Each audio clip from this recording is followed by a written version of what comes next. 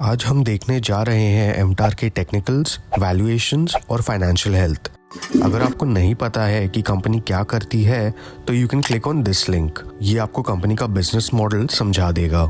चलिए सीधा चलते हैं कंपनी के टेक्निकल्स की तरफ। वीकली चार्ट्स पे कंपनी क्लियरली अपने रेजिस्टेंस की तरफ है और कैंडल्स जो बन रही है उसको देख के लगता है कि ट्रेंड रिवर्सल अभी होना थोड़ा मुश्किल है। तो चार्ट्स के आधार पर एमटार अभी तो बाय नहीं है जब तक ये रेजिस्टेंस ना तोड़े। अब आप सोच रहे होंगे कि ये ग्रीन लाइन क्या है। इसे समझाने के लिए चलिए चलते हैं DCF मॉडल की तरफ जो मैंने बनाया है टू बेटर अंडरस्टैंड कहाँ बाय कर सकते हैं। अगर आपको नहीं पता है डिस्काउंटेड कैश फ्लो क्या होता है, ऊपर आए हुए कार्ड पर क्लिक करें ताकि आपको आसान भाषा में DCF समझ में आ जाए। ऑनेस्टली बताऊं तो मुझे कंपनी का बिजनेस मॉडल बहुत अच्छा लगता है और रिसेंट कॉन कॉल सुन के ऐसा लग रहा है कि कंपनी मल्टी बैगर है। तो मैनेजमेंट के अनुसार ही मैंने नंबर्स रन किए और जो रिजल्ट्स था वो ये है।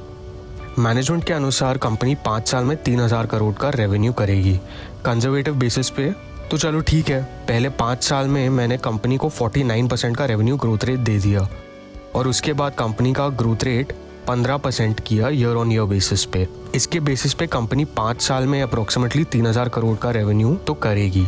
मैनेजमेंट के अनुसार वो मार्जिन्स भी 30 से 35 का मेंटेन कर पाएंगे। तो मैंने कंजर्वेटिवली 26% का मार्जिन्स पकड़ लिया। करंटली कंपनी में 1 रुपया आप इन्वेस्ट करेंगे तो आपको 0.8 रुपीज़ का रेवेन्यू होगा। इसे कहते हैं सेल्स टू कैपेक्स रेशियो। मैंने इसको इम्प्रूव करके ओवर द ईयर्स 1.25 एंड 1.5 किया। मैंने इस कंपनी का कॉस्ट ऑफ कैपिटल 16.5% लिया है और इवेंचुअली इसे रिड्यूस करके 12% की ओर ले गया हूँ, जो काफ़ी नॉर्मल है एक एरोस्पेस, डिफेंस और क्लीन एनर्जी कंपनी के लिए।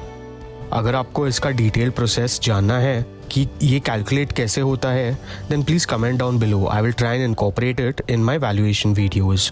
तो ये नंबर्स मैंने अपने मॉडल में रन किए and the results were something like this. मुझे मिला कि कंपनी का रिटर्न ऑन कैपिटल 17% से 27% तक गया, जो काफ़ी प्रैक्टिकल है। फाइनली आते हैं इंट्रिंसिक वैल्यू की तरफ, जो मुझे मिला अराउंड 2058 का, जो रेजिस्टेंस के पार भी है। अब इसमें मैं क्या करूँगा? अगर मुझे मोमेंटम में पैसा बनाना है तो रेजिस्टेंस के बाद ही लूँगा। अगर प्रॉफिट मैक्सिमाइज करना है तो डिप्स पे बिलो द रेजिस्टेंस ले सकते हैं, प्रोवाइडेड टाइम फ्रेम लंबा हो, क्योंकि कंसोलिडेशन कब तक चलेगा ये कोई नहीं बता सकता है। चलिए अब कंपनी का फाइनेंशियल हेल्थ भी देख लेते हैं। कंपनी का मार्केट कैप है अराउंड 6,000 करोड़ का, PE है 56 का, ROCE है 22.5 का एंड ROE है 18 का। P&L पे कंपनी के sales year on year increase हो रहे हैं और मार्जिन्स भी ठीक ही हैं।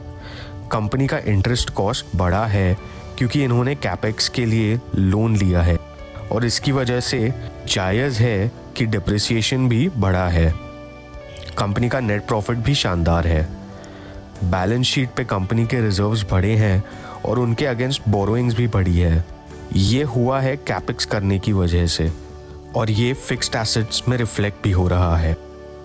कैश फ्लो स्टेटमेंट्स पे कैश फ्लो फ्रॉम ऑपरेशंस कुछ खास नहीं है और इन्वेंट्री में पैसा गया है, जो अच्छी चीज़ है। कैश फ्लो फ्रॉम इन्वेस्टिंग में फिक्स्ड एसेट्स परचेस की वजह से कैश आउटफ्लो हुआ है। रेशियोज में डेटर डेज अराउंड 4 महीने के हैं, मतलब कंपनी को पैसे डिलीवरी के 4 महीने बाद मिलते हैं। इन्वेंट्री डेज अराउंड 20 महीने की है क्योंकि जो प्रोडक्ट्स ये बनाती है उससे बनाने में टाइम लगता है। डेज पेबल अराउंड 10 महीने का है, मतलब कंपनी को पेमेंट्स 10 महीने के अंदर अपने सप्लायर्स को देना होता है। कंपनी का कैश कन्वर्जन साइकिल अराउंड 1 साल का है। कंपनी में प्रमोटर्स, FIIs एंड DIIs तीनों ने ही अपना हिस्सा कम किया है। If you want to see more content like this you can click on the playlist and if you want to understand business models you can click on this playlist and don't forget to like, share and subscribe to the channel. Remember, you don't make money by being right, you make money by being less wrong than others.